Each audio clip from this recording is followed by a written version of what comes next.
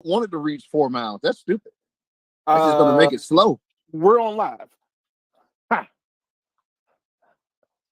Greetings, everybody. Greetings. Continue. Let me grab something real quick. Oh, do your thing, man. Grab your Herbalife. Oh.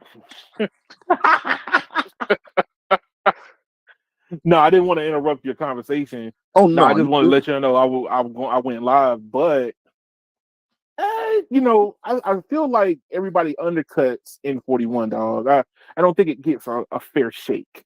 All I know, you know what I mean? N41 has been. I don't care what everybody got to say. I'm getting gigabit on it now. I don't care what nobody got to say. Oh, how you get gigabit before DC, dog? That don't make no sense. I don't know what to tell you, man. That don't make no sense, man. How you get the gig before I get the gig? 1.3 gig, actually. 1.399. Almost 1.4. That's some bull crap. And I found it by accident. How you get it before me? Man. I also found Verizon in the cornfield this morning with C-band on it. Oh, the corn getting that ultra wide band. The corn is starting to get the C-band. Oh, the corn getting the ultra wide. It's gonna be able to let the farmer know I'm ready to be plucked. That was in Alamance County, out in a little town called McLeansville. Mm-hmm. Oh, that sounds so country. It is. That sounds like a state falling down. Some people think Houston is country. What do you say about that? Houston is not country, dude. Houston is cowboys in the city. Get it right. They city slickers. No, really. That's Fort Worth. They city slickers. Look, Atlanta's still country because there's a black dude with dreads that rides horses through the middle of Atlanta. So I don't know what to tell you. Oh, y'all ain't seen them videos? Yeehaw! The police keep harassing him because he's riding his horse in the city. Just remember, he lives close enough to the city to ride a horse through it. What's that tell you about the city? And that tells you how close he is. It means you got a cow pasture, then you got a skyscraper. The cow pastures next to the lattes. Cow pasture next to a yoga studio. Oh. Hey, look, I've lived next to a cow pasture. When the wind shifts, it's not a happy day, man. It's not happy. You get used to that smell, sir. Hey, look, I asked my uncle that because behind my grandmother's home was the cow pasture, and I hated when the wind shifts. And I walked up to my uncle and I asked him, I said, "How do you tolerate that smell?" You're used to it. He said, and you know what he told me? He said, "What smell?" Yeah, said, it's normal. And look, he said, "I smell money." He smells money. He smells a tax cut. There you go. And he raised what he did. His profession was he raised bulls, so he made bulls so he can breed them. So I'm just saying, if you got land, the way you get your taxes down is to put livestock on it. Man, so we were talking about New York earlier and how people walk around with rats on leashes. So early stop and frisk. So I wanted to get y'all opinion about this one. When I went to New York a couple weeks ago, I saw these New York Link 5G poles. Yep, those things are ugly. They could have integrated these things a whole lot better. And remember, these New York Links aren't just the millimeter wave poles; they're like a communication hub. So there's like a small little kiosk where you can plug your USB port in, and you can charge your phone and other stuff also, right? Yep. Wait, where's it at? In New York. No, but what does it look like? Like a marshmallow. Yeah. Oh no. It looked like a white Tootsie Roll. It looked like a tall rectangle square because it's not trying to take up a whole lot of space. But then they put the pole on top of it to give it millimeter wave. But they're doing it that way in New York, so all the providers can go in one thing versus them all having a separate thing on the corner. Right. That was the least of the evil is what they're trying to achieve with that. But that thing look ugly. I mean, what could they do to make it look better? Oh mean, they my could- God, that thing looks. I mean, it's New York, dog. Half the buildings are abandoned. I'm sorry, but they can only complain so much about how something looks. That thing looks like toilet paper. Yep. That's a Scott 6,000 roll. A 32 pack. Buy one, get one. Yo, not a buy one get one. That's the Scott toilet paper From Dollar General. max roll. Yo, look, I'm just saying, man. I when I was there and I saw it, I'm staring at it. I'm like, they could have integrated this a whole lot better. They could have got this on like a light pole or something, like with pre-existing infrastructure or something. No, this thing's it's in the middle of it's like in the middle of a block. It's really ugly, dude.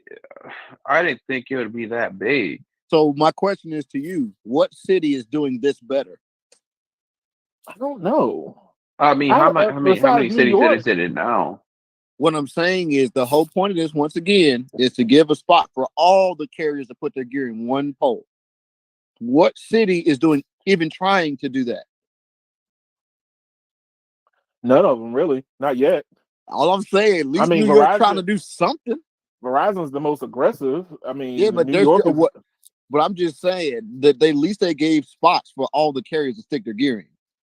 That's true. Nobody else has that. And look, when it was, all I'm saying is this: once AT&T tries to come back through Greensboro, for instance, and go up, they're gonna have to put another pole, and then T-Mobile come put another pole. Another pole. It's gonna be 3 on the corner versus that one marshmallow. Okay. They're gonna be looking like mailboxes. And I'm sure how the ones here look. They're you can just a make bare mailboxes wood look pole better. with 3 sectors on them.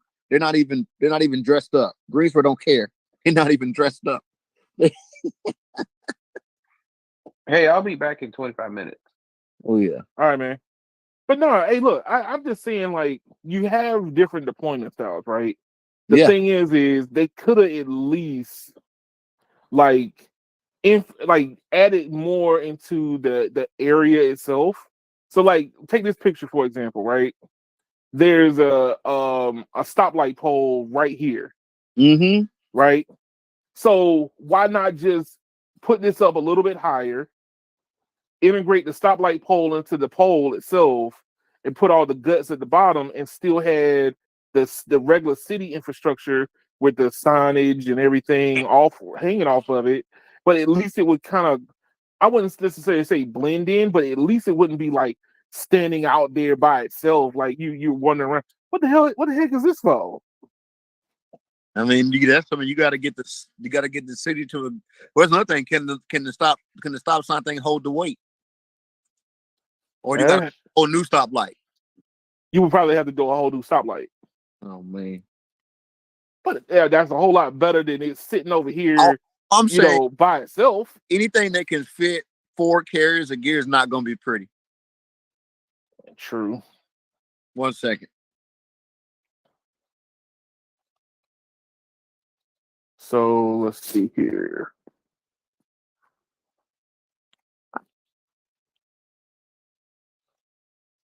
All right, so while I'm waiting for my cohorts to come back, people feel free to shoot articles my way so we can have conversations about it. I redid my Patreon, so I'm looking to get that more active now. So you can participate in, our conversations. All right.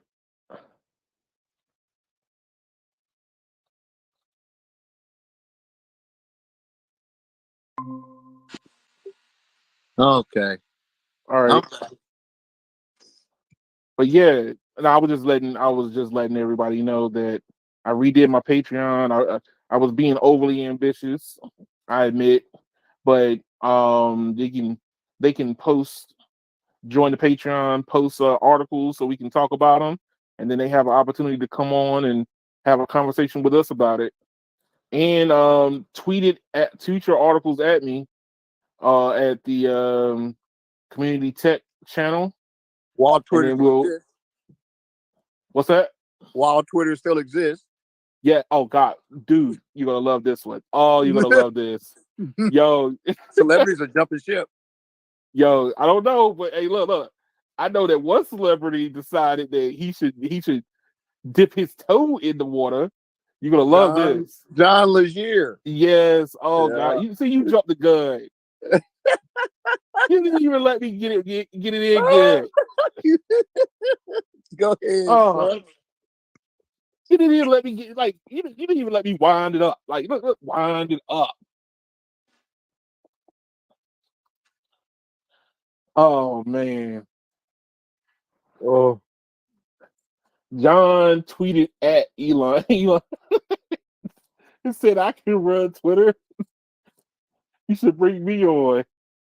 And Elon said no. You didn't get no super smart remark. He just said no.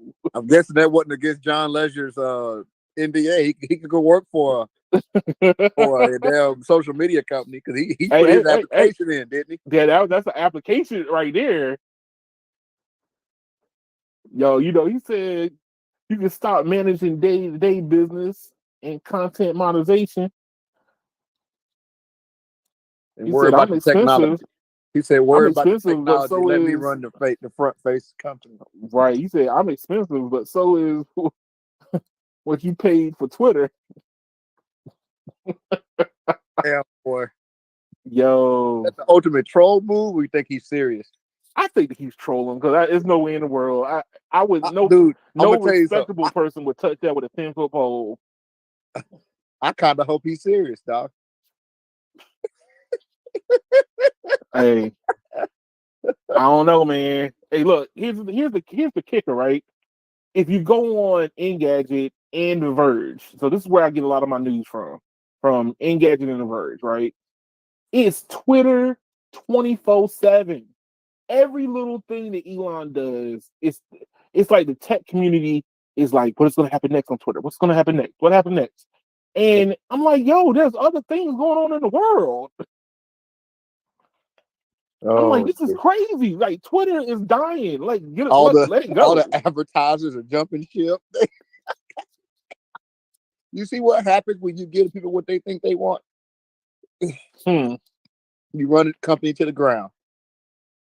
Man. Hey, look, I'm just saying that from a tech point of view, this is like a funny to look at the dumpster fire, but it's not pretty. I think Elon need to go put some more work in Tesla. You know, they had another Tesla go out of control Really? and kill 2 people. Oh no. No, and let me guess, they were on autopilot, right? That's what the word is. They were on The autopilot. car was at a complete stop and out of nowhere accelerated to full speed. Whoa. And the thing is, this is where the crazy part comes, right? Some people are trying Uh-huh. to say it's driver error, right? Well, here's the thing: even if it's driver error, you can't prove it because why would the system tell on itself? Yeah, I did that. That's true. You know, That's true. the Even system look, just I read reports where they were talking about that what is it? That the system literally disengages when something bad might happen. Like, come on. That's not fair. You gonna automatically hide your treachery? But what's even more embarrassing is we're not hearing about these other driverless cars doing these things. Ooh. Nice segue. Hold on a second, sir. Golly, man, you just fired on all cylinders tonight. Hold up. You just firing on all cylinders. I put some 93 in the tank. Man. I don't want that 87. I want that 93. Hey, shout out to my man. I can't think of his name now. God, I hate it when that happens. Says there's been 392 self-driving car accidents between July 2021 and May 2022. There you go. The Waymo cars ain't hitting people and killing them. But here, okay, there's a reason for that, okay? And I have talked to customers about this because, I drive for a living, okay? And Elon's way of of self-driving cars would automatically just get rid of me, period, right? But Waymo has to geo-fence itself in particular areas, okay? So that means that their vehicles would not be able to do large swaths of areas, especially over time, because if, like, let's say seasons happen, the Google cars have to go out, remap the whole area because the tree growth is different. Yeah. You see? So Waymo is way more restricted, but they run into less problems. They still run into the occasional problem of trying to navigate like cones and makeshift road shifts, because cones are not actual driveways, and it doesn't follow the way that roads or the road structure goes from time to time. Mm-hmm. But I mean, like, Waymo is not running into stuff because Google is doing it small step by step. There's another factor too. The Waymo cars have a real person monitoring them. Yeah, well, no, there's nobody in the driver's seat, but they do monitor them. Yeah, they're watching all the cameras from a remote system. Yeah, I watched the video. The guy got in the car, and the lady's like, "Yo, bro, put your seatbelt on." You see that video? No, I haven't seen that one, but I Yeah. have watched video where they say, "Hey, push the button when you're ready." People recording from inside the car. I've Yeah. seen that. There's one where the lady pops up on the damn thing, and she's like, "Hey, man, your seatbelt ain't on." Oh wow! Because they're watching. They're sitting back at a command center, or maybe even working from home, and they're watching. Yeah, the dude was like, "Oh crap, let me put my seatbelt on." But look, Waymo's slow and steady approach is a rare spot in the otherwise gloomy environment. But yeah, they have to go in and literally map this whole area with their cameras in high definition, and then the cars can navigate in this area. Yeah. Okay, they're not going to be able to do like all of this because they didn't map it. If their cameras don't map it, it's not driving there. Hey, what's up, EM? EM in the building. I see him on the thing. What up, gentlemen? What's up, man? I'm just chilling. How you feeling? How you doing? I We're was just talking playing. about self-driving cars and how Elon Musk apparently is giving up on those and going to Twitter and destroy that. He's just real good at wasting everyone's money. You know how it is. Hey, somebody gave him $44 billion to go buy Twitter. He didn't pull that out of his pocket. He borrowed that money. Or it was a phantom operation, like a lot of his stuff.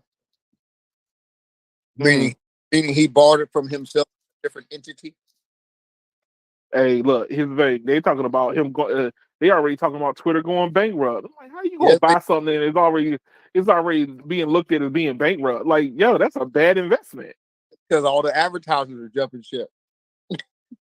Because they're worried about Twitter getting completely out of control. They don't want their Tide don't want their detergent ad right next to a guy saying that there's a molestation ring in the pizza parlor.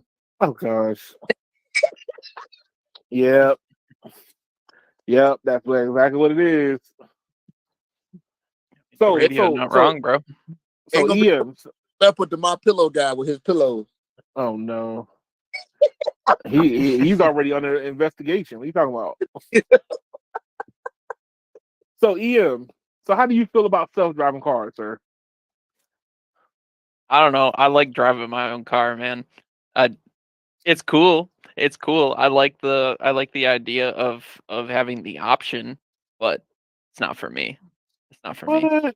What? Look, I think between me, you, and No Radio, we do drive quite a bit of miles. Okay, but wouldn't it be nice for you to be able to relax going from place to place that you have to go to while letting the car do the bulk of that driving? Yeah, I'm gonna go from earth to heaven real fast. Oh gosh. Look. Look. Oh, that's a teleportation machine. Look, yeah, oh gosh. Look. Okay, so if I had the money again, I would get this product again. But it was the guy that hacked the first PlayStation and hacked the iPhone, what was it? GeoHot. So he came out with a company that was doing like using the existing car systems that like your cruise control, your adaptive cruise control, and those type of things that your car already has, and giving it some automation, right? And it worked. On my Highlander, it worked.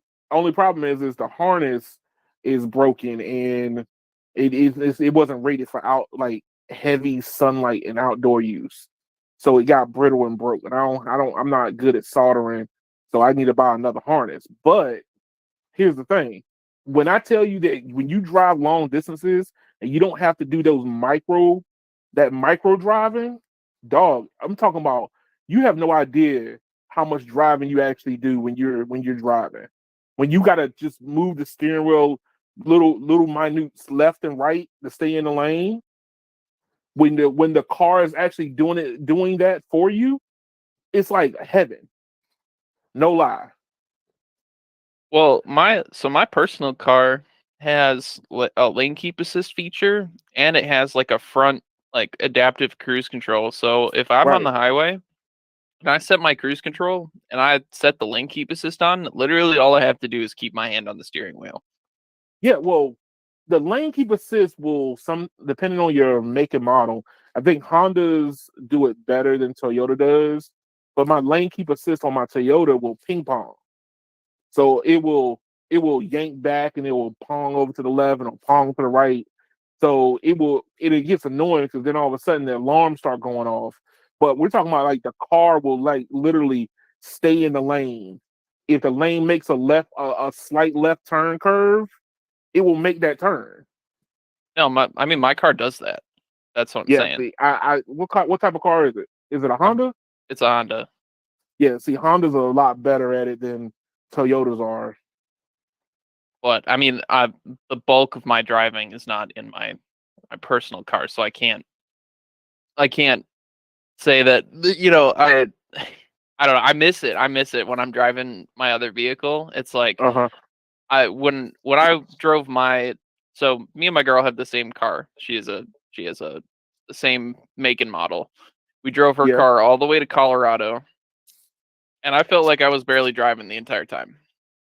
Uh-huh. Like, so I guess that level of automation is fine with me, but when it comes to like the full self-driving, like I'm gonna stop, I'm gonna put on the turn signal for you, I'm gonna make a turn in an intersection, like that just sketches me out. I don't know.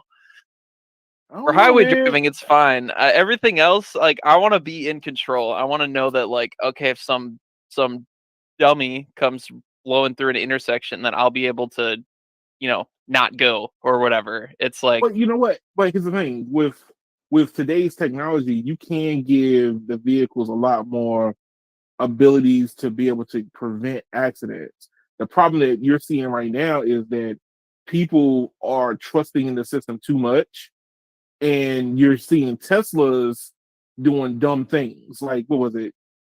Uh, Besides this incident that No Radio was talking, there was one where the guys put a clamp on the steering wheel because the way that Teslas do it, it needs you to always touch the steering wheel. So what people did was they put like a vice grip clamp on the steering wheel to simulate a hand touching it, and then they climbed in the back seat. And I'm like, yo, my car is driving me around. And you're like, yo, why would you let people do that? Like, there should be nobody should be able to let no car automaker should be able to let you do that. Well, so here's my big problem with Tesla. I don't want to pay for a feature that the car is capable of doing. That's this whole like a la carte car thing is welcome really to the started. future, bro. Yeah, Welcome to the future because the purpose is manufacturing, though. That's what the purpose is. So you don't have to build every individual car differently. You put everything in every car, so your manufacturing gets easier, so the automaker saves money. That's Well, then they do what Honda did and give so. Let me backtrack. Honda used to make Honda Sense the lane keep assist and the collision detection. That used to be an optional feature for the higher trim models only. To save money, they put it in every model, including the base model, to cut down on manufacturing costs. And you don't pay extra for it. It's but I'm talking about every system in the car, not just those features. Every system, like heated seats. Yeah, I know. BMW is charging. BMW is talking about charging you a subscription fee for your heated seats, bro. Yeah, that's what I was saying. It's not just one feature. It only that thing only works if you give every feature to every car. That's the thing. That's what they need to do. If you're gonna put the shit in the car. So guess what they'll do? They'll just raise the price. Yeah. There you go. Look at it from this standpoint. We have in the auto industry, you have multiple different tiers. So like I was explaining to a lady the other night about my vehicle. She had I think she had like an older Highlander, and she was like, "What tier? What vehicle is this?" I said, "This is the Highlander Platinum." What's the difference? Oh, because the automaker makes 100,000 vehicles, but they don't want to put all the bells and whistles in each and every one. So I have the moonroof in mind, where the moonroof goes from the front and it eats up some of the back. Mm-hmm. But that one is only on the Platinum. Yeah. So underneath this new system that you have, the screen will only open halfway and wouldn't reveal everything, but the glass is there, everything's all the equipment's there, but you wouldn't be able to enjoy the whole moonroof unless you paid. Yeah. It makes it cheaper for a Toyota because then Toyota knows that, hey, it's there. But if you want more money, if we want to get more money out of you, and you want to open it up and make it look good, then guess what? You're gonna pay. Yeah, that's the reason why getting like different trim levels costs so much more money. It's because that's how much more work it is to make every one. So, dude, I remember when I used to work for a certain customization company for Toyota. We used to do brand new Toyotas. We would do the backup camera systems on brand new Toyotas out the factory because it was cheaper for us to do it than it was to get the factory option. So the dealer was bringing us truckloads of brand new Toyotas. Man, it was cheaper for us to do it. And the remote start system, all the little extra bells and whistles, we could literally do it for thousands of dollars less. And see, people want those extra bells and whistles. And the dealer knows it. But the problem is Toyota does it. They're gonna want your hip and your right toe to get it to put it on. Yeah, your $40,000 car turns into a $60,000 car, right? Because of all the extra bells and whistles.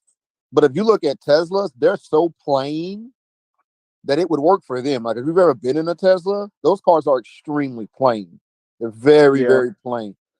Once again, very minimalistic. Works, it only works for them. It doesn't work for because other companies give you 15 different wood options type of stuff, like extremely granular little bitty things, like what is it? I think it's like for example, some cars only give you the driver's seat's electric, but not the passenger seat. Yeah. Or that for them to make that effective, guess what? Those features have to cost way more. I mean, look, even on my trim, and I have the highest trim for the Highlander, it's electric on both sides, but I get the 4-way lumbar support on the driver's side only. Exactly. But in certain cars, you get 4-way lumbar support on both sides. Yeah. But I mean, it basically, guys, you got to realize these companies aren't doing this to make your life easier. They're doing it to make their life easier. You know, The part that drives me nuts though. So my old Volkswagen had heated seats. Uh-huh. I had another Volkswagen that was the same model, 1 year older, that didn't have heated seats. But it had the pop-outs for the adjuster on the heated seats with the electrical already there, and it had the wiring for the heated seats underneath. So if you were to Uh-huh. swap the seats and get the buttons, you could exactly. effectively get your own heated seats. And if you Why? went to the dealer and said you wanted the seats, they would have to order it for you. The seat's $3,000. Yeah. I mean, I pulled mine from a scrap car and Exactly. threw them in, but why did we go from we'll just pre-wire it, we'll put blanks in? I mean, every company puts blank buttons and blank Well, things. it's a pre-wire so they can use the same harness on all the cars. That's Right. the same scenario. Exactly, but wouldn't it save them money if they just manufactured a whole butt ton of seats that don't have the heated seat element in it, rather Here's the than thing. Because Yeah, their but model look, is to upcharge for that feature. That's the thing. right. So So- like an example, if there's 1 million seats out there for that car, they only manufactured maybe 200,000 with that feature. And guess what? You pay double what it costs them to manufacture. What I'm getting at is you're paying either way. You're paying either way.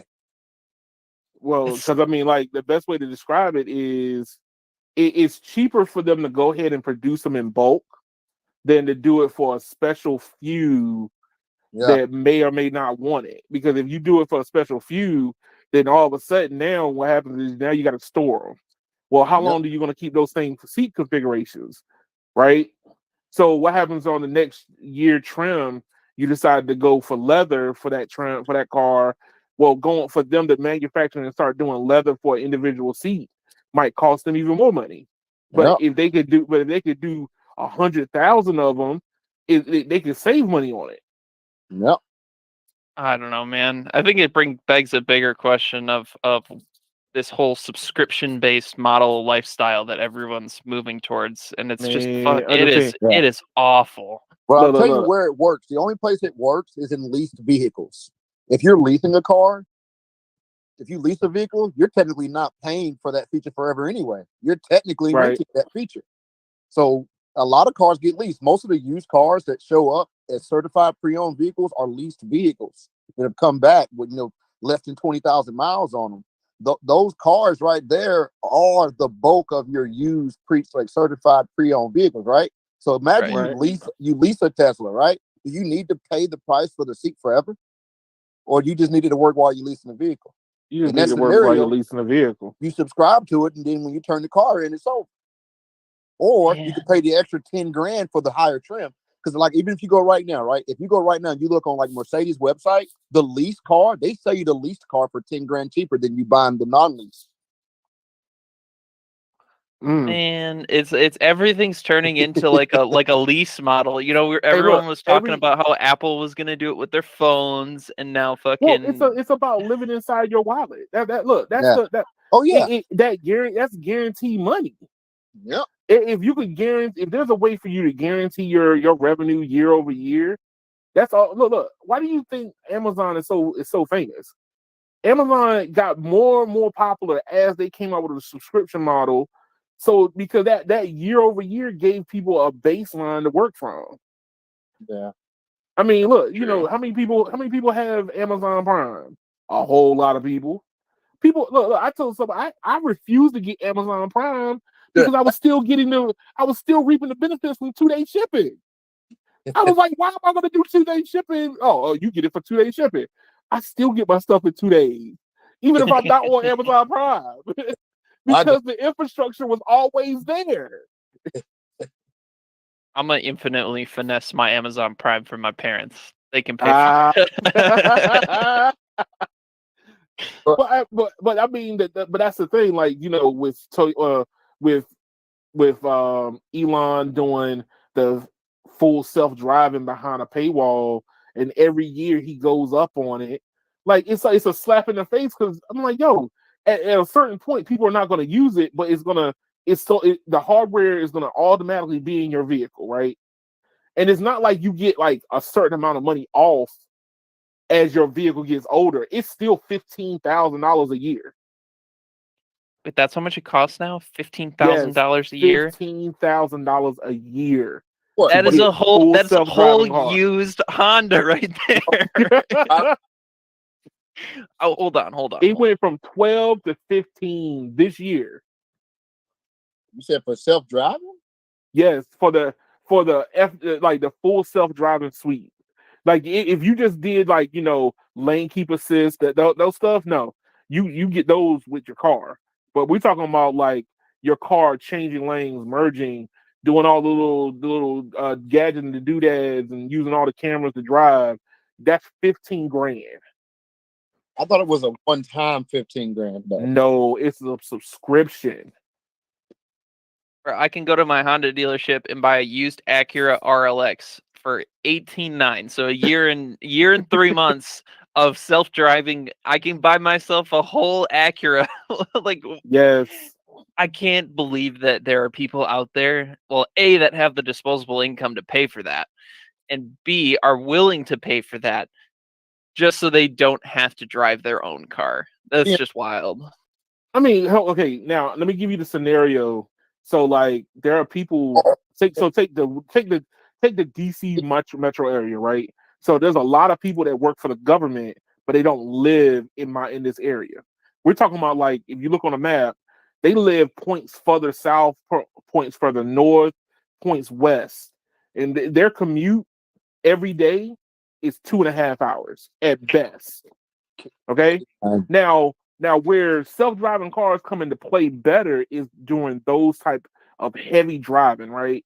Where you're literally a slave to whatever's going on. Now, once you start getting into those bumper-to-bumper traffic, wouldn't you want the hardware that you spend your hard-earned money for to take that lift that burden off of you? Wait, hold on. Back it up. You're saying 2.5 hours of traffic one way? One way. Dude, I would find a different job. There is no way I would spend 5 hours of my day sitting in traffic just so I can go sit in a cubicle in Washington, D.C. You got me all twisted up. But I guess for those people, maybe. I guess. Keon, you got your wires crossed on the self-driving. So here's the deal. You can still buy the self-driving. To buy it is $15,000. If you only subscribe, it's $99 a month. So you can subscribe or buy. If you buy it, it's a one-time fee. If you only subscribe to it, it's $99 a month. If you have the enhanced autopilot to FSD, if you have the basic autopilot, it's $199 a month. So you can still buy it. So you have the option of buying it. So just like I told you guys, if you just add that feature on, the car gets 15 grand more expensive. If you only rent it, it's $99. So the reason why this would matter to you, if say you do buy a Tesla, right? And you only plan on keeping it for 2 years, you're better off just subscribing, which is what a subscription model actually helps you. If you plan on owning it forever, did you pay the 15 grand? Well, guess what? Here's the thing. You know that I hate to be the bearer of bad news, though. Do you know that subscription doesn't carry over to the next person? Oh, I know that. But once again, that's the point, though. You also can't upcharge. You can't. But I'm saying when you buy it, though, it's on the car permanently. When you subscribe, it's not. That's the difference. Oh, okay. Yes. Wait, but the next person would be able to also subscribe. They would have to subscribe themselves. Yeah. Yeah. Which I guess if it makes sense. So like, I just did the math. So you said it's $100 a month, right? $100 a month. Yep. So let's say average car loan nowadays is what, 5 years? 60 months. 60 Yep. months. So 60 months. So you pay the monthly subscription over 60 months. That's $6 grand. Yep. The math works out in your favor, I guess. But I mean, that's the difference. If you live in your car for 5 hours a day, it really does work out. So that's why I said that's where the subscription thing actually helps you. If your only option was to buy it for 15 grand, nobody would probably get it. That's true. Yeah. That's true. But hey, yeah, when I tell you that what is it? Northern Virginia has this thing called hot lanes or HOV lanes. Now, what they do in HOVs is basically it says that if you got multiple people in your car, you get into this special lane that will bypass all that traffic I just told you about. But but you got to have people in your car. Okay. They got speed traps to monitor that. Yes, they do. Make sure there's multiple people in there. They actually, within the last 5 years, they implemented something new. So the police officers had to monitor it. People would literally have blow up dolls in their car trying to circumvent it. Yes, Fucking awesome. and police officers had to look at these cars and drive next to them, and people put real clothes on them, dress them all up, everything. Oh But my god. now they they're using technology. They put like toll responders every exit or after every exit, but the police officers shoot heat, like they shoot flares. What is it? Like the heat guns into your car to see if you're alive or dead. Oh, just warm up, just stuff it full of corn and warm. They be like, Hey, 180 degrees. That motherfucker's having a fever. hey, he about to die. He about to Hurry die. up. Bro, I'm still amazed. You're 2.5 hours. You spend 5 hours a day. Bruh, look, let me tell you. That's let me see if I- insane. Look, if you look at a map, I'm telling you, if you look at a map of Northern Virginia as far south as Fredericksburg with no traffic is about 45 minutes to an hour of a drive outside of DC. So that means that if I left my home and I drove to Fredericksburg going south, going back to North Carolina, it would take me about less than an hour without traffic. With traffic, that turns into almost 3 hours. God, And that's it's literally insane. all highway. How many lanes? 4 on each side. 4 lanes, and it's still, Yes. Jesus 4. Look, it's Christ. 4.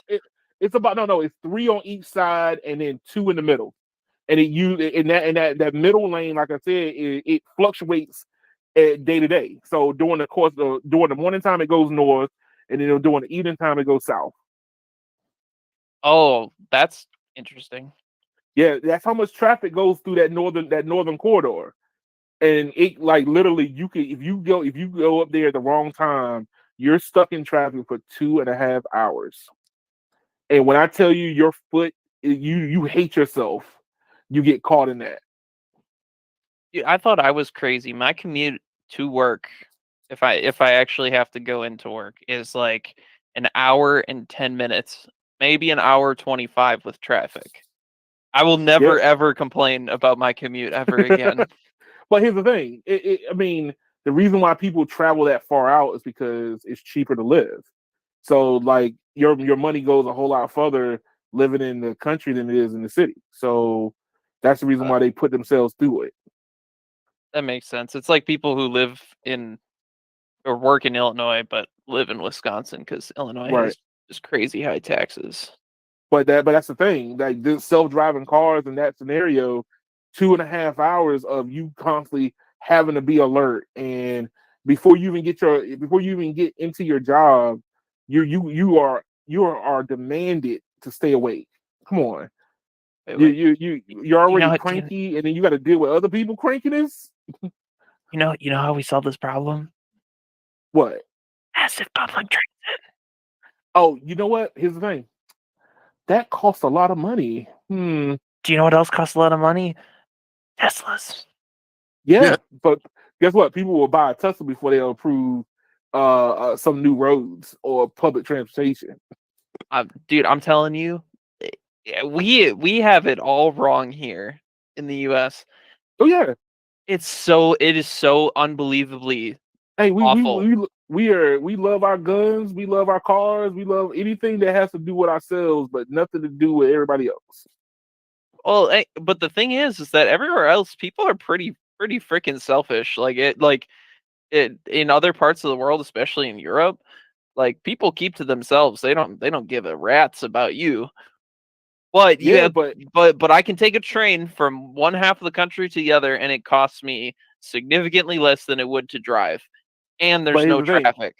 But here's the thing: have you ever noticed why the multi-billion-dollar companies don't house themselves in those countries? because they can't exploit the labor like they can here.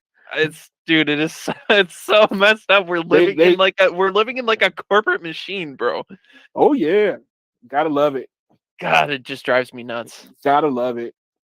But hey, look, I'm just saying, man, like, when it comes to self-driving cars, there's a need, but I don't think that we're gonna the Tesla approach, hell no. Understand? That's just a death machine waiting to happen. And then on top of that, radio said the car goes from 0 to 100, and they talk about, oh, the car didn't do it. Like, what is it? The person who fell asleep and their foot hit the gas? That don't make no sense. There's already been so many horror stories with self-driving cars. I don't see it as a reasonable solution yet. Well, I mean, here's the thing: as long as you stay within certain parameters, right? Certain scenarios. Like, I don't think that self-driving cars should be permitted in the city because there's too many things that I have to deal with as a driver. Constantly, people, pedestrians walking out in front of me.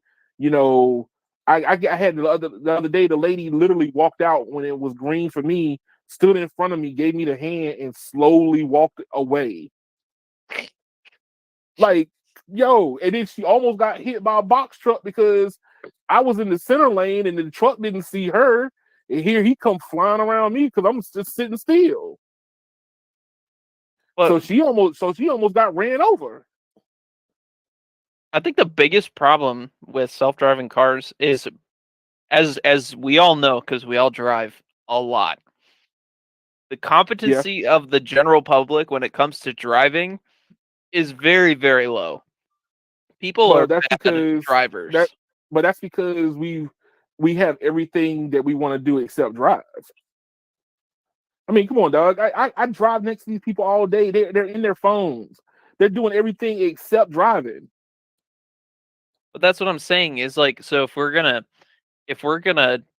in this hypothetical that we're gonna eventually create here, if we have self-driving cars permitted on highways but not in cities, because cities you need to be more alert and pay attention.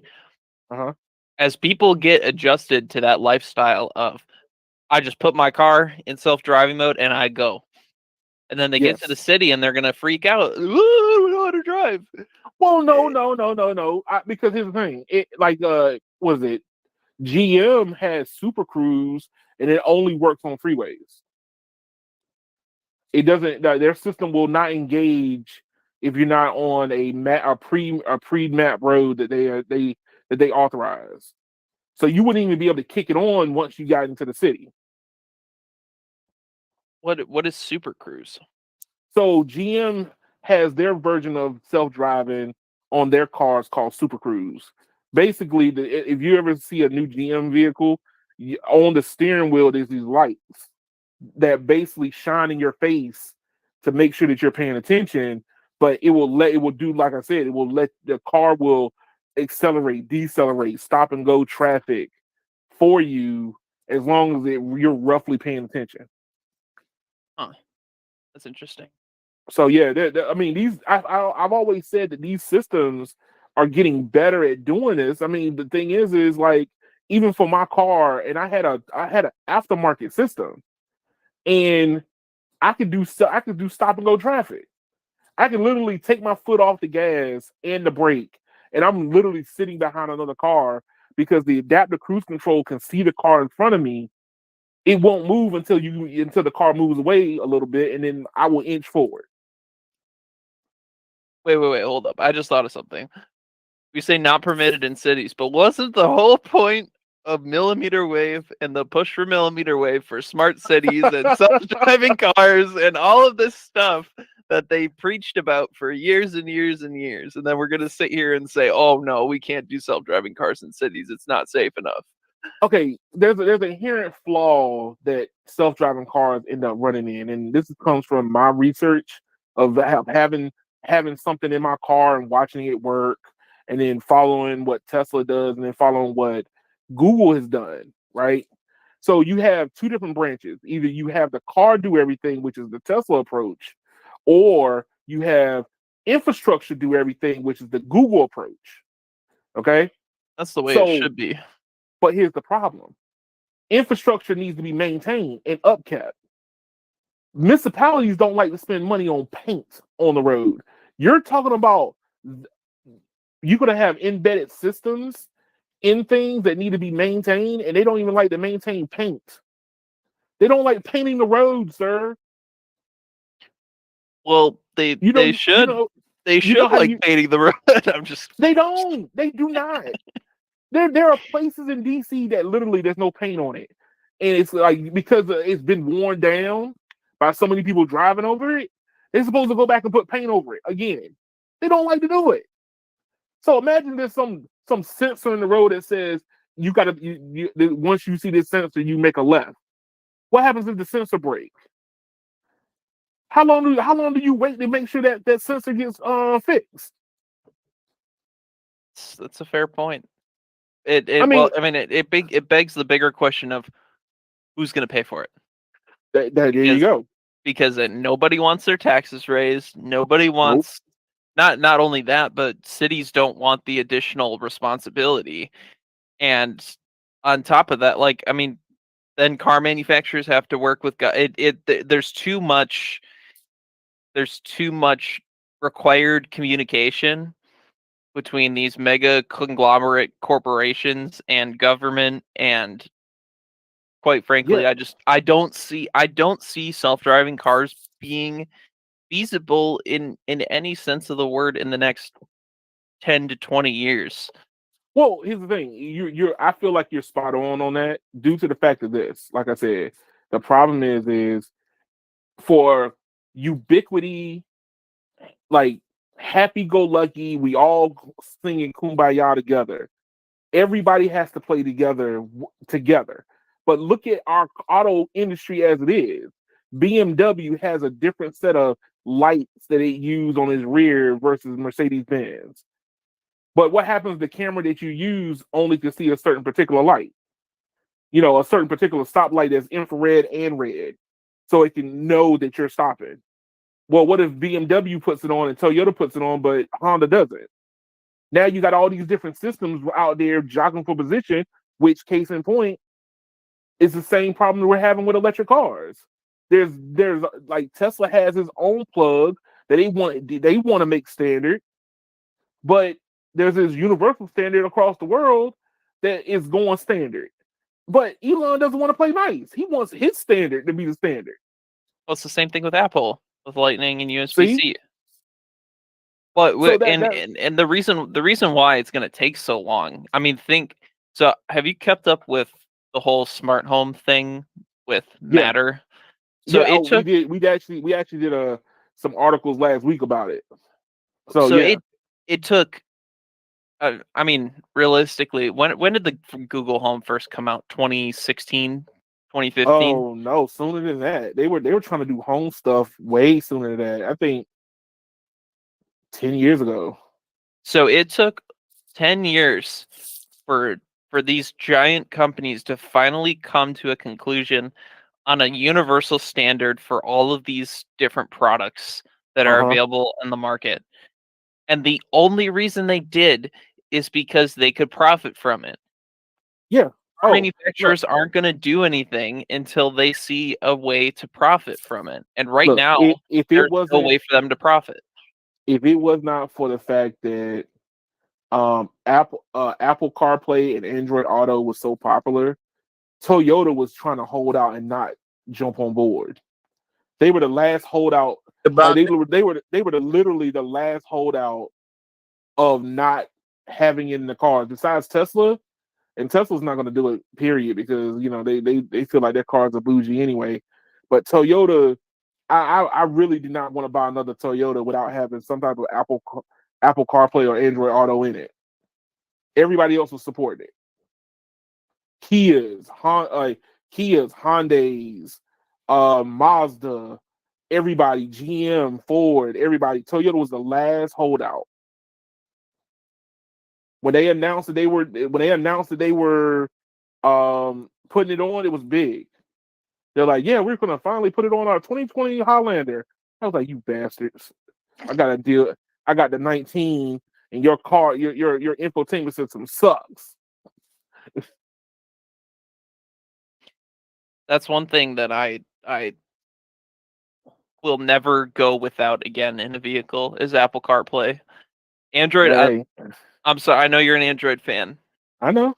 Android Auto sucks in comparison to Apple CarPlay. Apple CarPlay is the only one of the two reasons I still use an iPhone as a daily driver. Mm. It is so much better. Like no radio can attest. He's got an iPhone. I know he does. Yeah, and I don't use CarPlay, so doesn't really Oh, what? You crazy? You're crazy.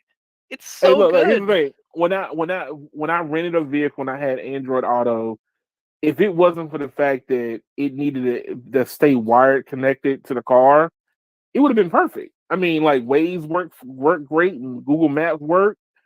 Music selection was good. I mean, I don't know what it was way better than the regular infotainment system. Way No, better. and my car doesn't support wireless CarPlay. Like they unfortunately came out with that the year after I bought mine. But big on not having wires, so I'm good.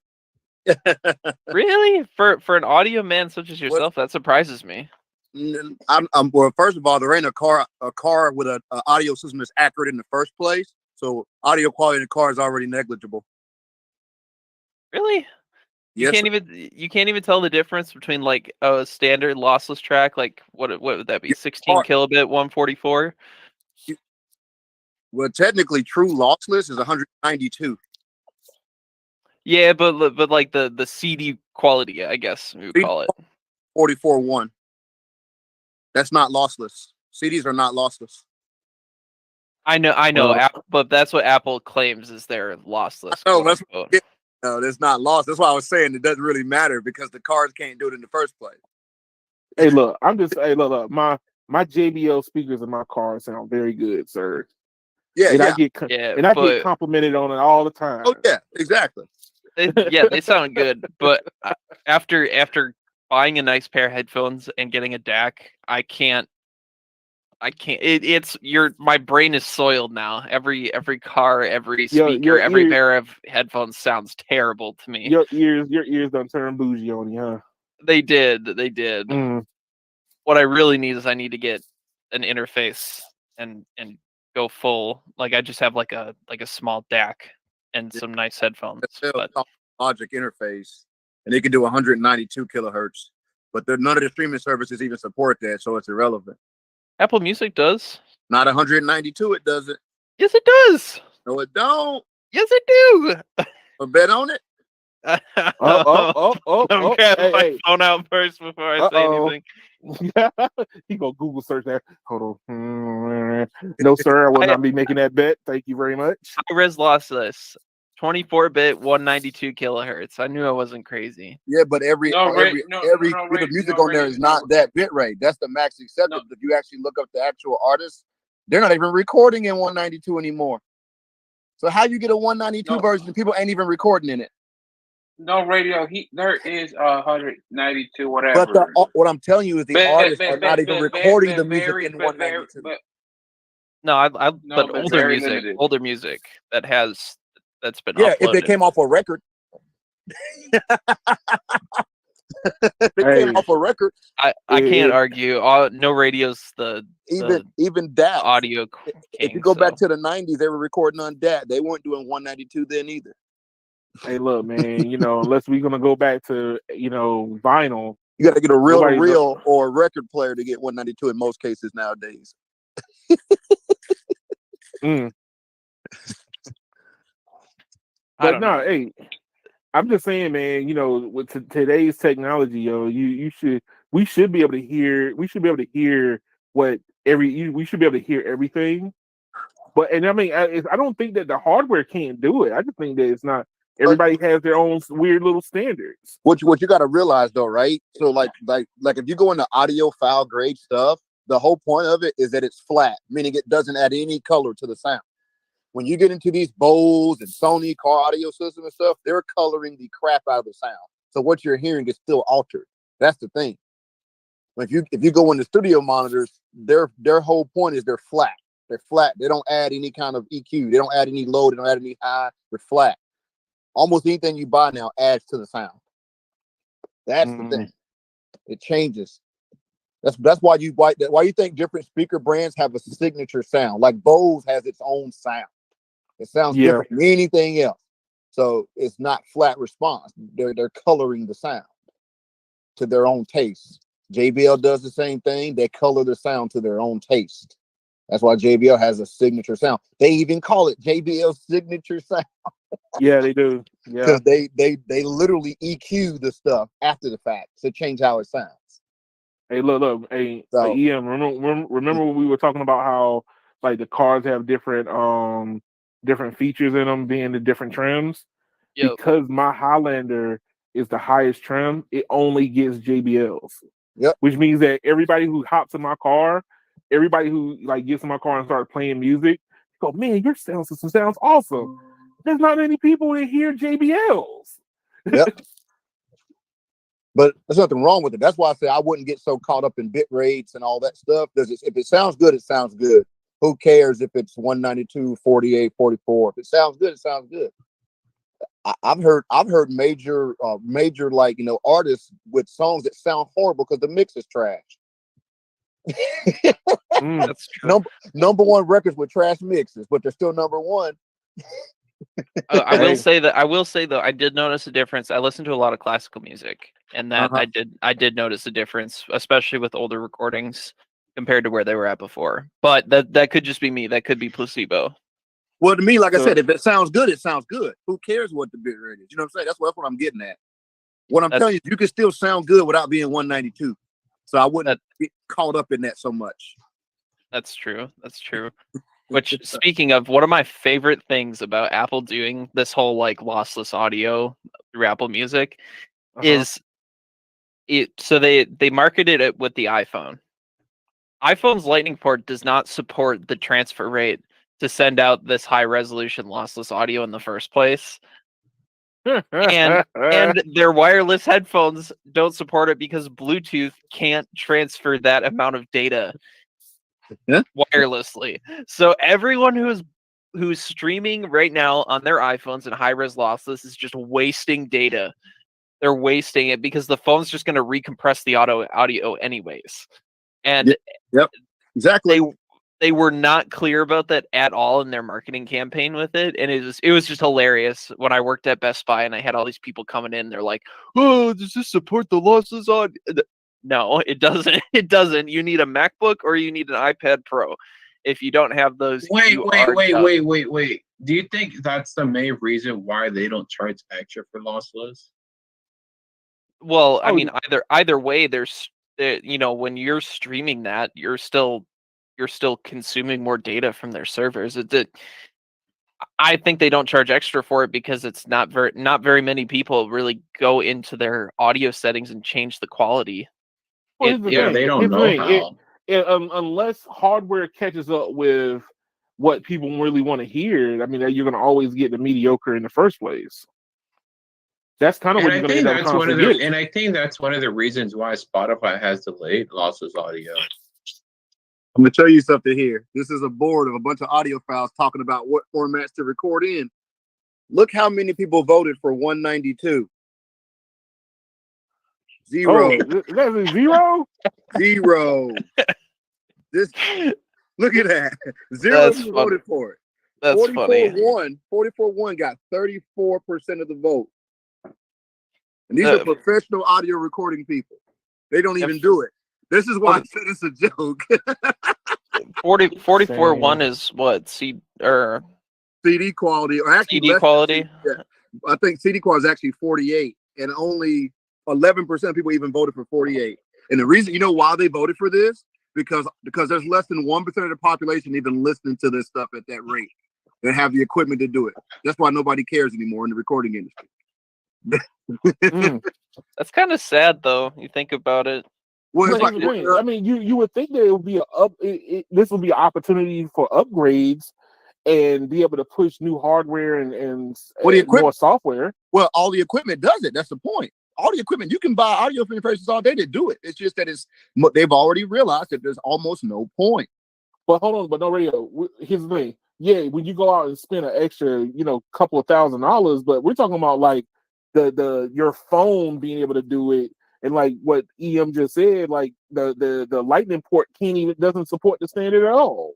Oh yeah. So you can't even take the audio file off your phone, stream it to something else that can do it. Well, what through you'd your have phone. to do, what you have to actually do though, is you would actually use a DAC that goes into the lightning port.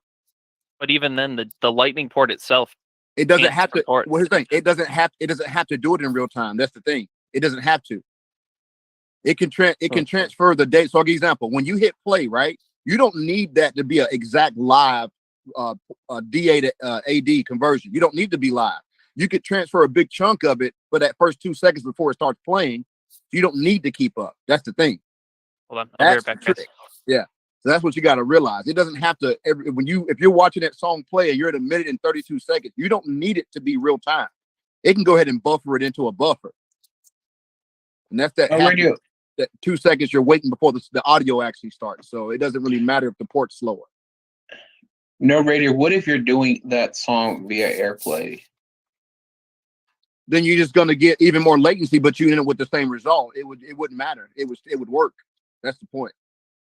So AirPlay would be no different than AirPlay's Bluetooth? Wi-Fi. So yes, it has a faster transfer rate than Bluetooth. But I'm talking about if we were using a DAC.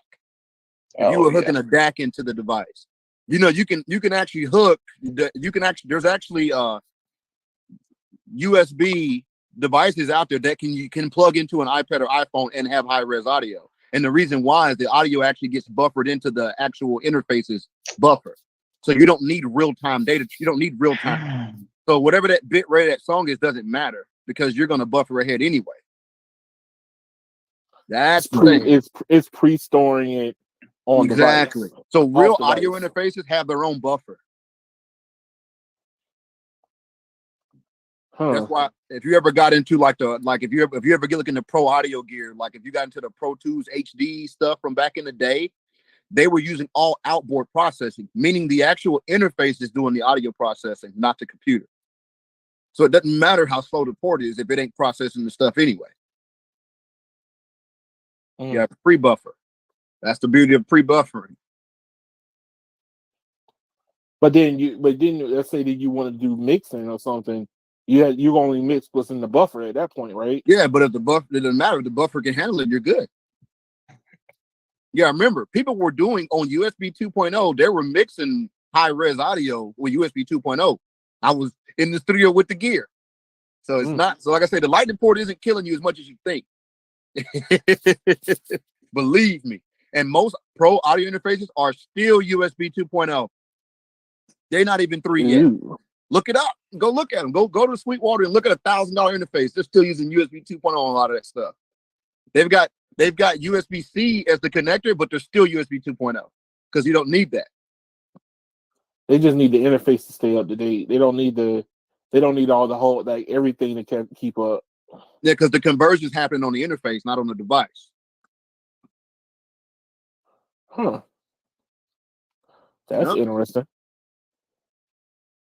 No, Ray, so what do you think the industry will actually be able to enjoy lossless and high fidelity music? There's going to have to be a new version of, if you want wireless, it's going to have to be a new version of Bluetooth out there. There's no, they need more bandwidth. They run into the same problem as this wireless networks. No radio. Then why not just make the device, like headsets and stuff, work with Wi-Fi? Latency. It would hurt you when you're talking. It wouldn't hurt you when listening to music, but it would kill you if you're like talking in a conversation. But here's the thing. I mean, I think these devices are smart enough to be able to work in between, right? So when you're on audio, you're talking Bluetooth. When you're enjoying audio and you want lossless audio, like you just said, all they need to do is buffer. Keon, how big are the batteries in wireless headphones? They're small, sir. I know. They're small. Okay, dog. I'm just saying. You're asking for a lot. Hey, I don't think we need lossless. I even then, won't there be a lot of interference? Don't even care about lossless. The recording pros don't even care about it. watching you.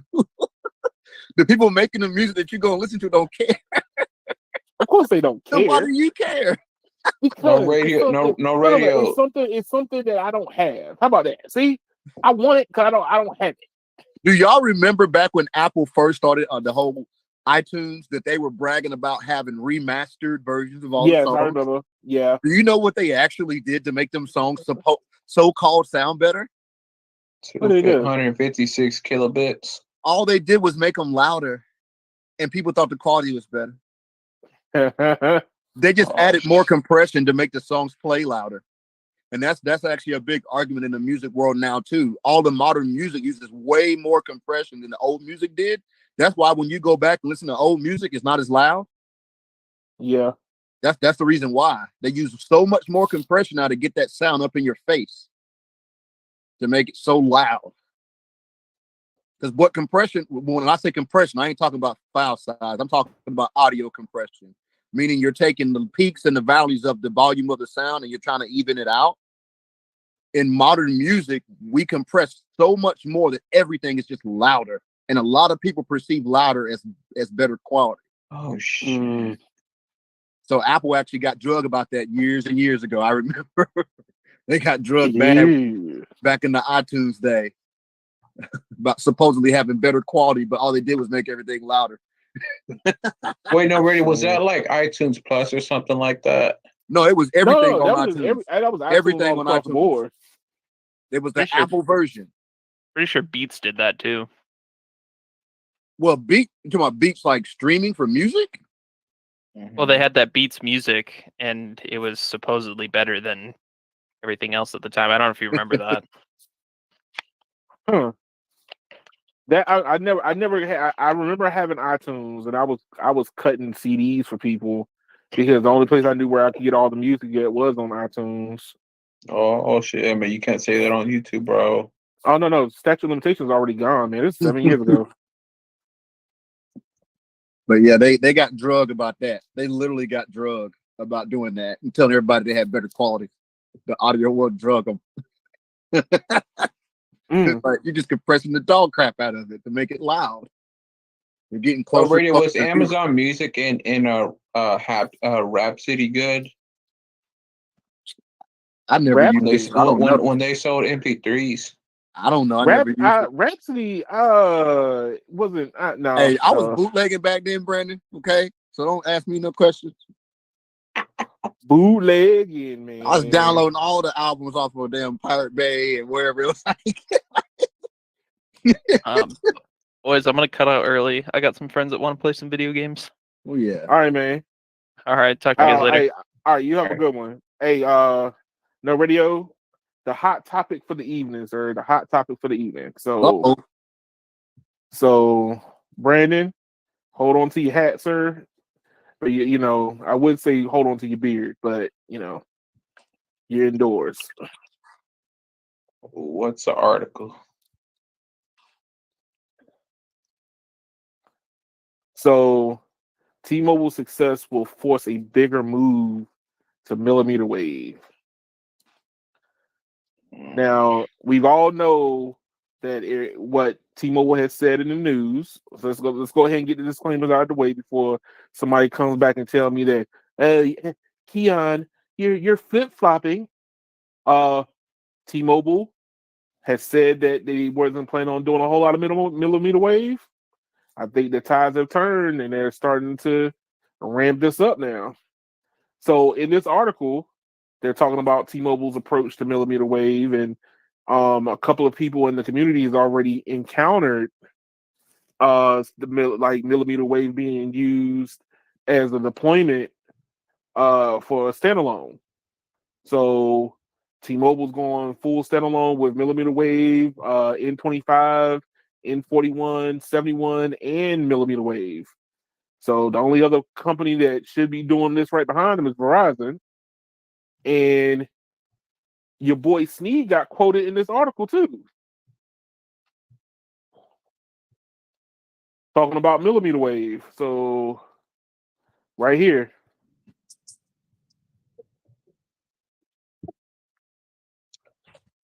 So everybody knows how Sneed feels about millimeter wave. I feel differently. But I mean, the fact that now they're talking about being able to focus more on macro sites from the looks of it, and No Radio already seeing macro site millimeter wave in his market. I think that's what we're gonna. I think that's the standard that's gonna go forward for right now. That's what I think. It makes sense. I mean, being able to put millimeter wave on light poles and everything, you need access to all infrastructure. You got to be able to put fiber to that pole. Not everybody's going to be able to do that, and a lot of these municipalities are not going to let you do that either. A lot of them not.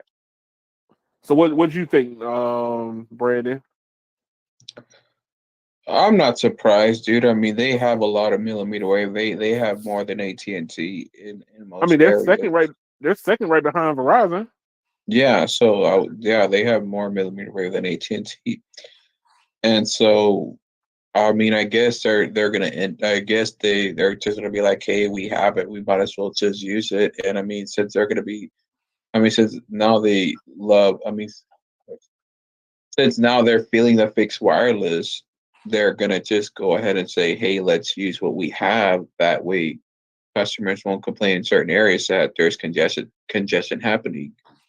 Now here's the thing. So you add T-Mobile's entry into millimeter wave as a catalyst, and then there's another article out there talking about Ericsson's version of millimeter wave and how they are pushing it past, a couple of thousand feet and going to like 7 kilometers.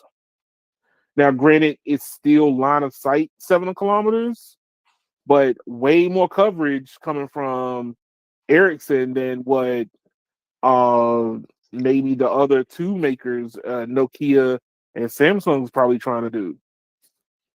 Mm-hmm.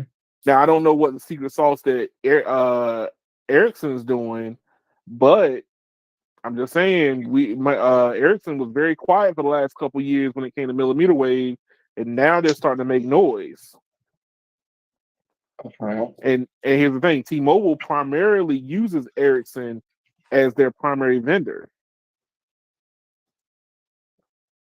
So if Ericsson's starting to make noise and T-Mobile's starting to look about getting into millimeter wave, I don't find those two non-exclusive to each other.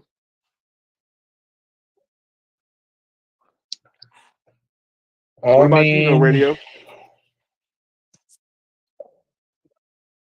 Say what, brother? What about you? How do you feel? I missed some of what you said, brother. Sorry. Okay, so the long and short of it is basically with me now finally hearing Ericsson jumping into the millimeter wave, and then T-Mobile being a major vendor for Ericsson. Do you find those coincidences or convenient timing? Coincidences. Really? Yeah, man. I mean, because, what was it? I say a year and a half ago, T-Mobile came out and said that they were going to primarily be a macro tower base company, right? And then everybody in our community jumped up and down. How you gotta do small cells, you gotta do this, you gotta do that, you gotta. But if Ericsson has a solution that can extend millimeter wave out further, then would that have made them a liar 2 years ago? You said make T-Mobile a liar? Yeah. Because I remember reading an article and Sneed covered it on his channel, and they just kept mocking T-Mobile about it.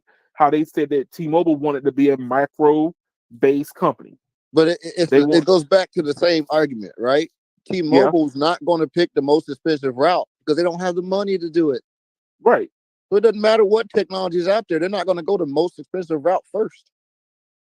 No, I understand that. I was just saying that I feel like there was a level of foreshadowing 2 years ago when they said those words. They said that they were going to be a macro-based company, And then everybody like Carlos and Sneed and even it's just Moose like was this, like, bro. oh, you gotta put small cells everywhere. But think about it like small this, cells Ti. here, small cells there. Do people watch football on Sunday and think they know what's best for the team? Everybody does that. Sideline coaching and stuff. It's the same thing. Monday morning quarterbacking, like The Monday that morning is a thing. And what I'm saying is, it's always more complicated than what we see on the surface. So when everybody starts saying what somebody needs to do because somebody else is doing it, well, all I'm saying is it doesn't make sense to make those kind of assumptions, because things are always going to change. There's always going to be something you don't know about. It's always going to happen. That is true. So what I'm getting at is there is no correct way to deploy a network. There's no such thing. Oh no, I would never imply that. I'm just saying that's what I'm saying. There are always these people approaches. have that thought process. There's only one way to do something, and there's no other possible way. So just do it. Yeah. And you can't be like that. You got to be ready for change. I mean, you have to be able to adapt to your surroundings. I mean, yep. If all of a sudden T-Mobile is starting to get into millimeter wave more, I don't necessarily think I don't call that backtracking. That is, hey, look, we have a different approach that we can use millimeter wave for, and Ericsson's probably giving them a different solution. And for me, if I was building a network, I would make sure I maximize the existing network before I start adding to it. Because imagine you do go out and build 10,000 small cells, and then you turn around and realize, man, we could have done that from the macros and got the same results. That's so true. Why not maximize the macros first, and then fill in the gaps with small cells? The same thing with the fiber situation. Everybody's saying T-Mobile needs to build fiber today. I'm like, well, they ain't done building the network. Let them build a network. Hey, look, first. I saw Tyrone's video, and his video was talking about how T-Mobile might have made a mistake by getting rid of their wireline services, and then all of a sudden turn around and want to do fiber. And I'm like, I don't see how that's a backtracking, or I look at it being more strategic than anything. Yeah, it's strategic. I mean, you like you said, these fiber companies literally buy fiber from one place and sell to another to enhance enhance their network. So, if let's say that Comcast wants to buy a chunk of North Carolina, they do it because why? They feel like a lot of their traffic goes through a certain area. Yep. It doesn't necessarily mean that Comcast doesn't care about their network. It's just they want to improve their network. And if somebody can give them that ability, why not buy it? Yep. Remember, the best networks are bought, not built. If you love Verizon so much, that was bought. Yeah, that's true. At least the whole Southeast was bought. It wasn't built from scratch. That's true. I'm just saying that I feel like, with fixed wireless becoming more prevalent, and it's becoming a major stay in the wireless community now. Like, millimeter wave for macros it's the only thing that makes sense. It's the only thing. And then on top of that, you can still use it. You can still use millimeter wave for regular cell phone uses. So you're actually getting dual use out of it. Where do y'all see millimeter wave on T-Mobile at the next 3 years? Macro sites. Yeah, macro sites. No, but like as far as it being deployed on macros. I mean, we're talking about where you know how everybody's sitting in front of antennas doing speed testing. Well, guess what? Add millimeter wave to those same antenna clusters. So where they have LAA, what are they going to end up doing? What do y'all think they'll end up doing with that? Are they just going to get rid of it, or do you think they'll probably just get rid of LAA and substitute it for millimeter wave? Look, here's the thing. Let me show you the article. Let me pull this article up for you. They got LAA. That means the fiber's already there, so just an upgrade. So they'll replace LAA with millimeter wave? Makes sense because LA is But, super yeah. low power. It makes sense. Because no radio, there's a lot of LA on T-Mobile here in Houston. A lot. But that just sounds to me like they got a small cell grid ready for millimeter wave to jump on. That's true. I mean, if they have a lot of customers right there on a T-Mobile internet, I mean, if they advertise it well, they might just end up changing out that LA for that. Ooh, sorry guys, I had to sneeze. Hold on, give me a second. Ooh. Oh, I knew it.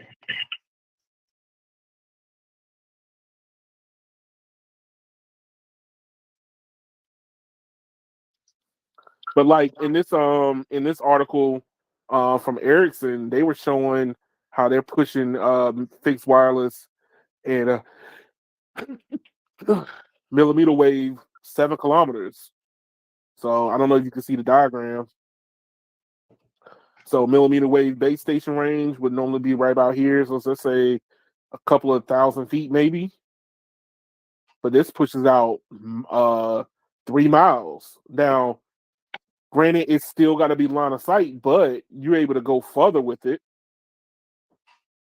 So Ericsson must be doing something that's going to give them some secret sauce on this.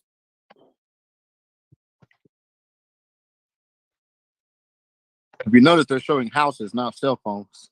Yes, for fixed wireless, yes. So you're saying, so we're talking about high gain home equipment, not mobile devices.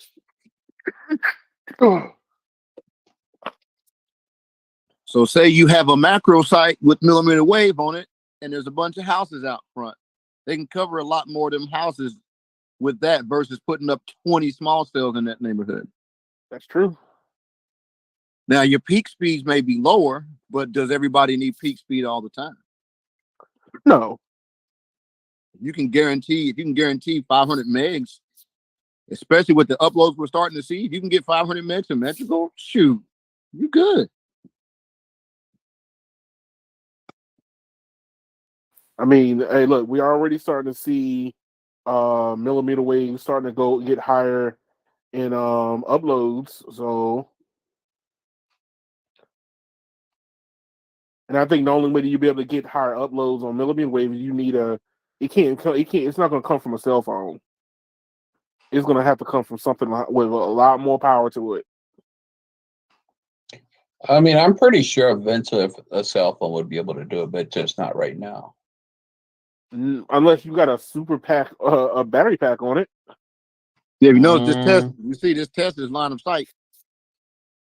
Yeah, that's line of sight. That's line of sight. There What's you up, go. Sneed?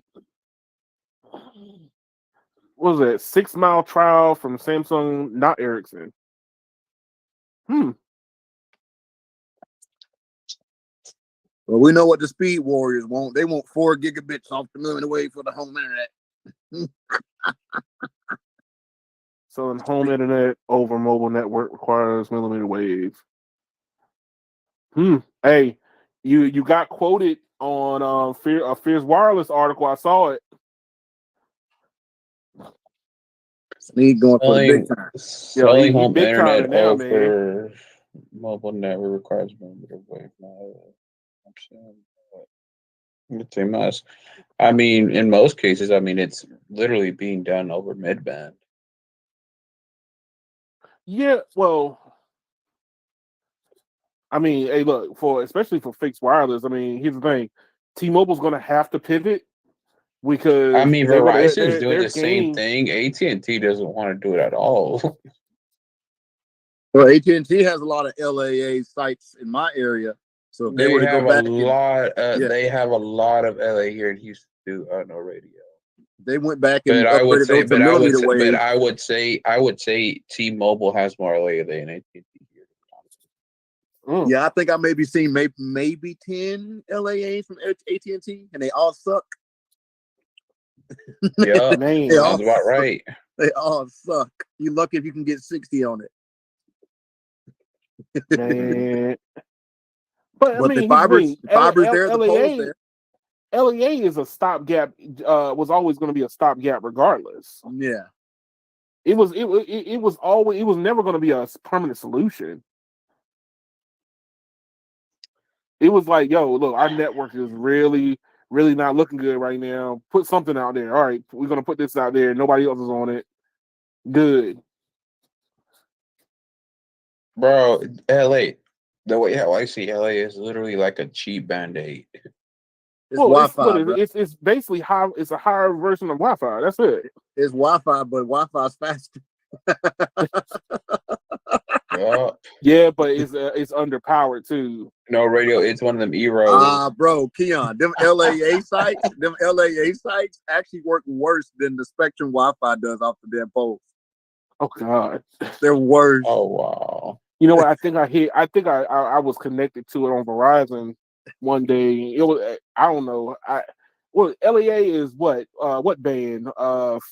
46. 46? 46. Yeah. Yeah, I the name was of it? connected.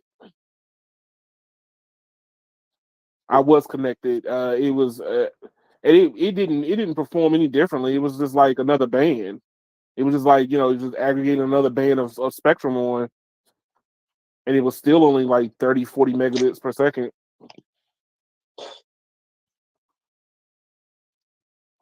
But I mean, here's the thing: the millimeter waves, millimeter waves. I can't even say it. Millimeter wave war is heating up.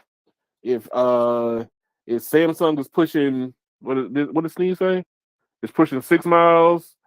Ericsson's talking about 7 kilometers, which what equates to like 3 miles. So, hey, I mean, 6 miles improvement. would honestly it would be perfect for rural America. Yeah. I mean, but here's the thing: it wouldn't be. It has to be line of sight though. And then, I mean, come on. Unless you're in Vegas or places where there's no trees at, you're still that's going to be your overarching problem. Right. Yep. LAA Hey, look, is actually 5 gigahertz. That it's called band 46. Oh yeah, but it's in the 5 gigahertz range. that's that 5 gigahertz that nobody want to use. It ain't the 30 hertz, is it? It probably is.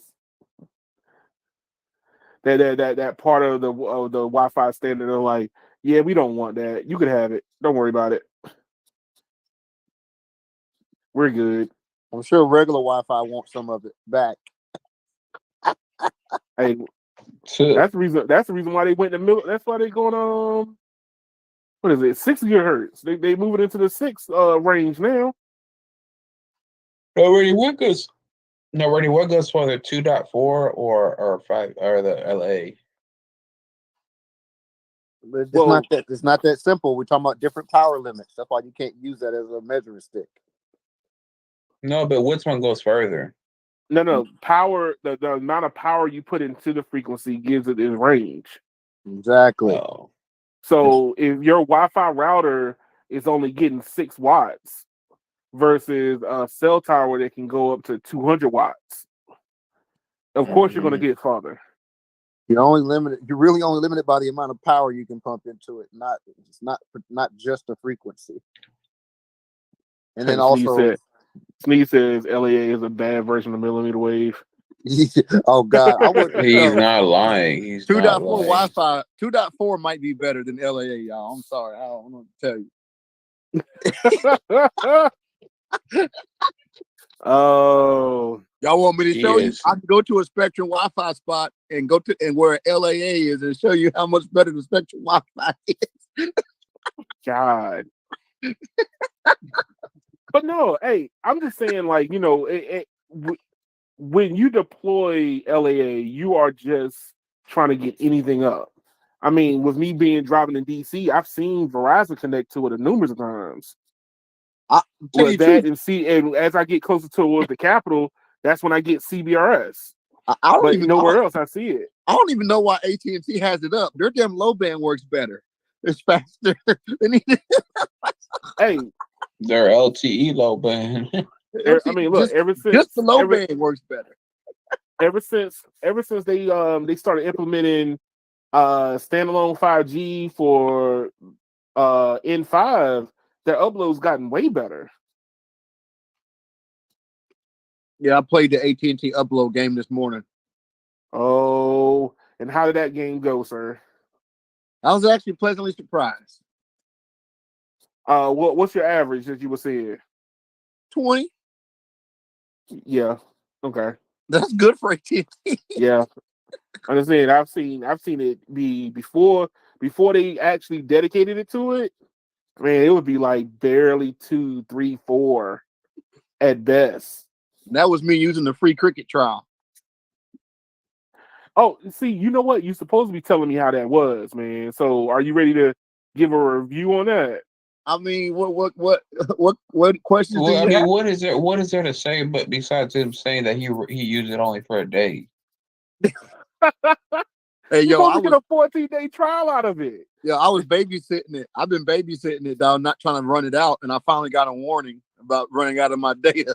Oh God, wow! What did you do? Yeah, you went on you did a test file upload or something. No, I was just doing speed tests every now and then.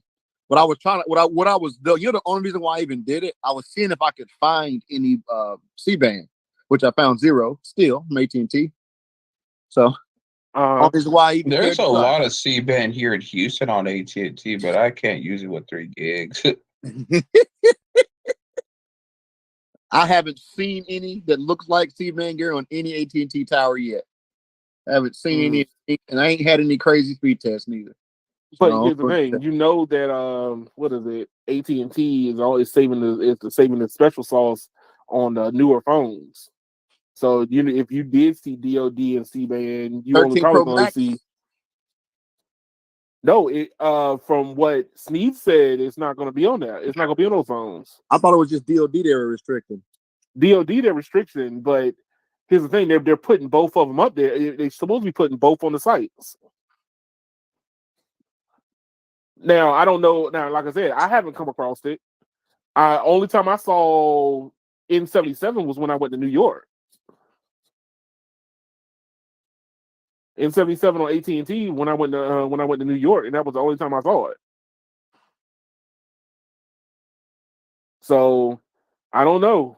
I think I don't know what they're gonna do. the 13 Pro Max should still be supported. Should be, but not for DoD. Not for DoD, but I'm talking about C-band. Just regular C-band. Yeah. Not that Hold up. So crap.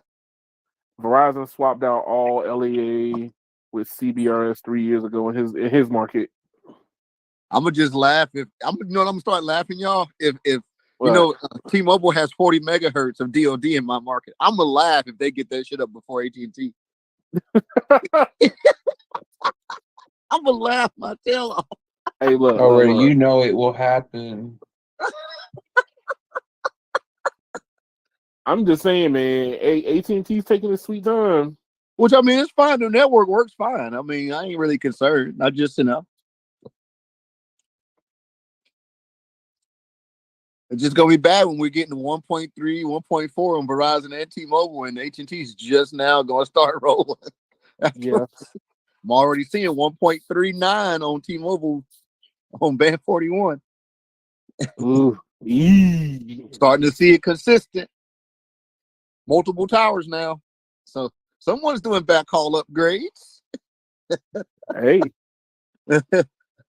Someone's putting the backhaul up. No full N77 aggregation on the iPhone 14 yet. You know what? I haven't seen full aggregation yet because I know that the newest chipset supposed to do 3 carrier aggregation, and I have a Fold 4 that's supposed to be able to have it, and what is it, the S22 supposed to be able to do it too. But I haven't only seen a handful of people on Twitter that has doing like a full complement spread of aggregation, and that's with them being like in a special spot or maybe running like special firmware. No full N77 aggregation on the iPhone 14 yet. That's 22 can aggregate 345 plus I mean it. I mean, have they said anything about the S23 doing it or whatever? Well, it I should mean, obviously. the S23 is going to obviously do it. I mean, because AT&T is only supporting what this year's. And I don't even know. Are they supporting the S22? It should be. That's what the article I read says. So T-Mobile, what was it? Not T-Mobile. Sorry, Sneeze says AT&T engineering team doesn't even have the protocols finished for the iPhone. Hey, I'm just saying, man. I feel like AT&T's just living in the gap right now. They're like, yo, we're still getting subs. We're still getting subs. We're not doing bad, but we don't have to be best. So they're just sitting in the gap right now. And then you watch Verizon tanking and not having any subscribers. Having some subscribers make you look good. I mean that's just how I feel about it. But it's gonna I don't know what AT&T's plan is. I have no idea because in my market they're not doing nothing. There's nothing going on. I don't know why they're not doing nothing. It's just nothing. I mean, they're happy with how their network is. How can you be happy with your network doing in crazy areas? What was it? PA Tech tells me a Wawa is getting over 500 megabits per second in one particular spot, but I go to the United States Capitol, and barely able to get 2 megs. Edmund, they were proud to disconnect DSL from customers. No upgrade for you. No upgrade for you. You get They no upgrade. really took their money and said, "We don't want you as a customer anymore. We're gonna take our ball and go home." AT&T don't even care about their fiber, dog. What you expect, man? They look. Just ask any fire department about AT&T and they shit. Hey, look, their fiber laying in the street. Fiber laying in the street for 4 days. They don't show up. but okay. But here's the thing. The car's driving over it. Okay, so here's Dude, they literally came to my house in July, and I still don't have fiber, and it's already November. But let me look, no radio. We have discussed this, right?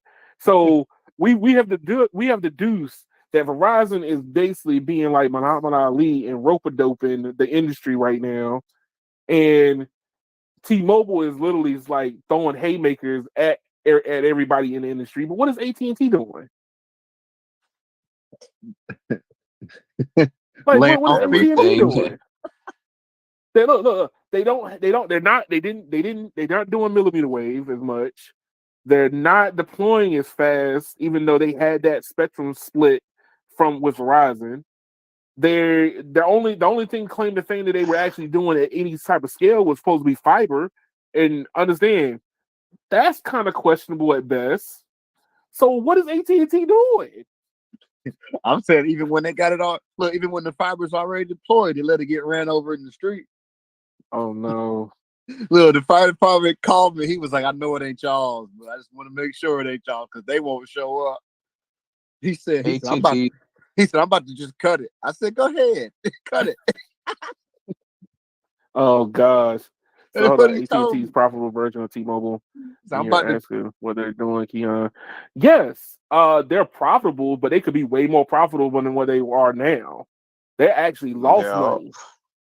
Yeah, their total value as a company is actually lower than it was 15 years ago. So I'm just saying, like what we're seeing right now, where the cellular industry is starting to heat up. I don't see where AT&T's is like. I mean, here's the thing. FirstNet is what saved them in the subscriber market. Their subscriber base on FirstNet grew last quarter. So if they didn't have FirstNet as a government contract, what would their numbers have been? If it was just sheer cellular growth with no specialties, what would AT&T have? It was like 200K subscribers. AT&T is recovering a little bit. They're starting to recover back to what their old numbers were. I'll give them that. True. They literally like lost over $100 billion in value in like 12 years, and they're getting it back, but they went down. All the mergers they did screwed them as far as total company value. That's why they're selling off all that stuff now. Well, I'm gonna say something I've always said. AT&T could have literally destroyed the fiber world. Like, they could have destroyed everybody, and they chose not to. And now they want to build fiber. hey, get in where you could fit in. They had the whole market corner. They could have already put half these companies out of business, and they chose not to. But AT&T's been split apart multiple times too, especially the cellular division. Yeah, but still. I mean, look, we had AT&T, then it got split, and then it went into Singular. Singular got split or got bonded back together again to form AT&T again. Like, I feel like, you're missing opportunities on top of opportunities, constantly going through these different ebbs and flows of the industry.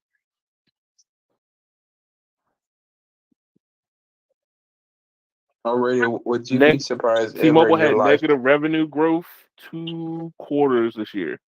I didn't know that. But that's coming from them shutting down Sprint too. Not to give excuses, but I mean, their competitors are not dealing with 3 different networks trying to get rid of them.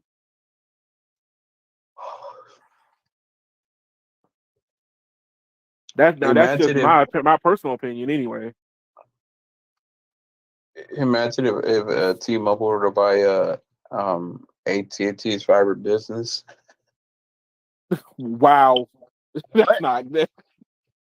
Oh, better yet, what if they go in a partnership together, because both of them are actually looking to partner with anyone they can find to do their fiber business with.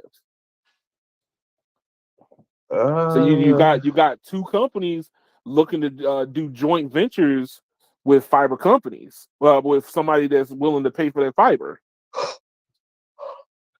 So what happens if AT&T and T-Mobile got into bed together? AT&T would give them hell. AT&T would take their money and still not build. Yeah. Like they did in Alabama, wherever it was. Oh, that's so wrong. Or Mississippi, wherever it was. It was Mississippi. It was Mississippi. Yeah, they're pulling Mississippi again.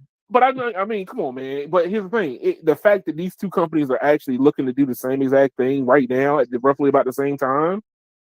I mean, it only makes sense as a business, for business wise, to go ahead and just work together. I mean, it's the only logical thing left now.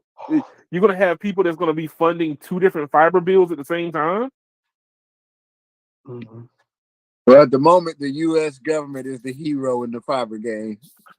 Yeah, they're paying everybody else to branch out. AT&T could have had all that money, but they choose to screw over the government, so now they can't get none of that money. Shame. Well, didn't they sue because the government asked to see what they had built? Yes. How dare you want to see what we've done? How dare you? You're supposed to take our word for it, sir. You're supposed to take our word for what we have done. How dare you? How dare. Hey, look, in the name of business, man, crazier things have been done. But I don't think they realize too. Like I told you guys, like the small companies here, they're actually showing you where they're building the fiber. Like anybody can go right to it and see a live update of the fiber builds. Do you know how much that would do for the stocks at AT&T if they were to be transparent to the public and be like, look at all this that we're building and actually show it? Like, let me see a map. Show me where you're building. Show me how many potential customers are there. But So that here's the transparency thing. would actually make their stock skyrocket. I believe so. But the thing is when one of the things about bigger companies, they don't have a transparent mindset. You know, they don't care if the only thing they want to know is how much revenue are you pulling in. That's what it comes down to. How much revenue are you pulling in? That if you are transparent, that's somebody they gotta pay to do all the transparent work. All I'm saying is, imagine John Legere running AT&T right now. Oh God, he would be transparent as hell, and he'd be talking junk the whole time. Well, talking trash about how T-Mobile is trash company all over? Yeah. Well, it ain't even that. It's just he would brag about what progress they're actually making, and that would actually make their public image better. That's true. Look at what we built. Look at what we built right here. Look at what we did. They would go from the blue Death Star to at least a star. Yeah, exactly.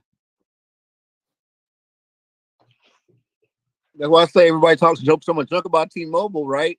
Well, their marketing department is undefeated. Hey, I'm just saying, man. Marketing matters. If T-Mobile didn't market like they do, they'd be out of business already. Marketing matters. I cold-hearted believe that. Understand? Look, what is it? This time of the year, normally it's all these ads for representatives for elections, right? If people didn't believe in those ads, they wouldn't show them. So the same thing can be said what's going on with T-Mobile. If they didn't see the needle moving, they wouldn't show them. They would put their money somewhere else. Yep. It's about how effective it is. Oh, But guys, I gotta wake my wife up, so I'm gonna get ready to head out of here. But before we go, Brandon, where can we find you on the web, my good man? on the web. Just on the web. Next to Charlotte. right now your internet is acting up, so I don't know how we gonna find you. Exactly. How you said your technician came out and said you did a wire mesh. That's why your internet is messing up. No, he said an extender. He said extender. Be specific. In front of him, dude. In front of him. Oh gosh. Well, Bro, this week, Brandon's not gonna be. We're not gonna be able to hear from Brandon for a while. I mean, I'm using my visible, but it's pretty damn good, to be honest with you. So you're gonna be connected. Every time I hear about these problems people have, man, the more I want to start a business where I go out and do consulting to make sure people's networks and stuff are good in their houses, bro. The more I hear about it. But on radio, I honestly think it's a provisioning issue, like you said a while back, because even my X1 doesn't work properly. Oh, like the IP channels don't even work. Oh, that's sad. So no radio. Where can we find you at on the interweb? You can't, homie. You Untraceable. I mean, he is named No Radio for a reason. And the revolution will not be televised. Uh-oh. Where have I heard that from? Where have I heard that from? The epic speech, man. Come on. Oh, where have I heard that from? I know I've heard that somewhere. And y'all, you can hear my escapades here on YouTube. You know, some speed testing from time to time, articles on the various networking and or whatever I feel is interesting. Like I did one this week about Google One's VPN. So watch that video. Let me know what y'all think of it, and feel free to at me some news articles y'all want us to talk about on a podcast, so we can have a discussion, and follow me on my Patreon. That way you can join the conversation. So I got my plugs out of the way. Anybody else? I believe that's all, folks. Hey, thank y'all for watching. Appreciate it. Come back again next week. Y'all have a good one. Don't sue us, Warner brother. We ain't got no money no way.